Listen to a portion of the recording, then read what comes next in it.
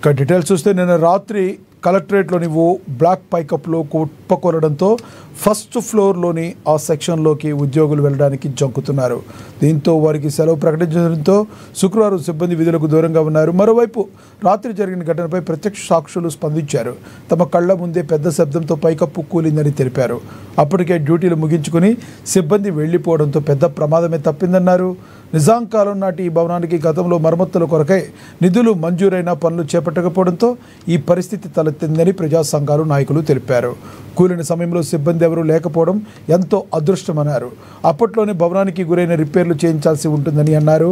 ఇప్పటికైనా కొత్త కలెక్టరేట్ భవన సముదాయ నిర్మాణం త్వరితగతిన చేపట్టాలని సూచించారు. కంట్రోల్ రూమ్ డ్యూటీలో ఉండగా నేను నాకు సడన్లీ రూమ్లోకి వెళ్ళిపోయేటోళ్ళకే లోపల నుంచి బయటకు వెళ్ళగానే అక్కడికి వెళ్ళి ఆవాజ్ వచ్చింది. ఆవాజ్ రాగానే నిలబడి చూసేటోళ్ళకే మొత్తం భౌడ్ ఆవాజ్ వచ్చింది. అక్కడ నుంచి మా కంట్రోల్ రూమ్కి ఉరికినా నేను. ఉరిగా మా సార్ అక్కడ ఊకుంటుండే, సార్ పడిపోతున్నాయి సార్ అంటే అక్కడికి ఉరికొచ్చి నిన్న జరిగినటువంటి కలెక్టర్ ఆఫీసు కూలిపోవడం చాలా బాధాకరమైనటువంటి విషయం. పెద్ద ప్రమాదం అయితే తప్పింది, ప్రాణహాని లేకుండా తప్పింది. కానీ గతంలో 10-20 సంవత్సరాల నుంచి దీని పర్యవేక్షణ సరిగ్గా లేకపోవడం వల్ల, దీనికి మరమ్మతులకు డబ్బులు వచ్చినా మరమ్మతులు సరిగ్గా చేయకపోవడం వల్ల, ఎక్కడైతే పునర్నిర్మాణం చేసేటప్పుడు వచ్చినటువంటి డబ్బుల్ని పూర్తి స్థాయిలో ఖర్చు చేయకపోవడం వల్లనే ఈ రోజు ఈ భారీ వర్షాల వల్ల ఈ ప్రమాదం అనేటువంటి జరిగింది. ఈ ప్రమాదం ఇది బిల్డింగ్ నిర్మాణం 84 సంవత్సరాలు జరిగింది.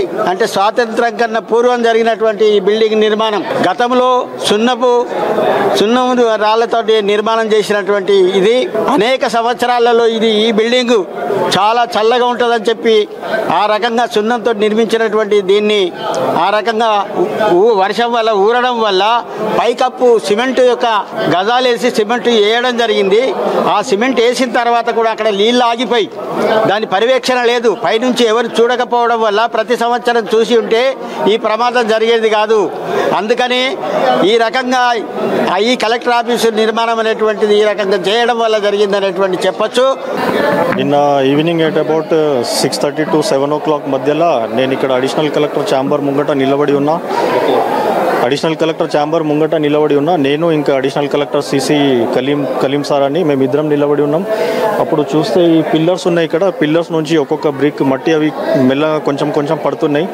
అయితే మేము నిలబడి చూస్తున్నాం. మా అటెండర్ భూమన్న అని ఉన్నాడు. అతనికి చెప్పిన నేను ఫోన్లో వీడియో మనం హయ్యర్ ఆఫీసర్స్ చూపించచ్చు అని చెప్పిన. ఆయన ఇట్లా పాకెట్లోకి వెళ్ళి ఇట్లా ఫోన్ తీస్తున్నాడు. విత్ ఇన్ సెకండ్స్ మొత్తం బిల్డింగ్ కింద పడిపోయింది. ఇంకా నయం దానికి ఒక 5-10 seconds ముందు ఇక్కడ గార్డ్ ఉంటాడు ట్రెజరీలో, ఆయన బయటికి వెళ్ళిపోయిండు. ఇంకా పర్సన్స్ ఎవరు లేకుండే లోపల. దాని తర్వాత మేము కూడా వెళ్ళి వెనకకి కాన్ఫరెన్స్ హాల్కి వెళ్ళిపోయాం.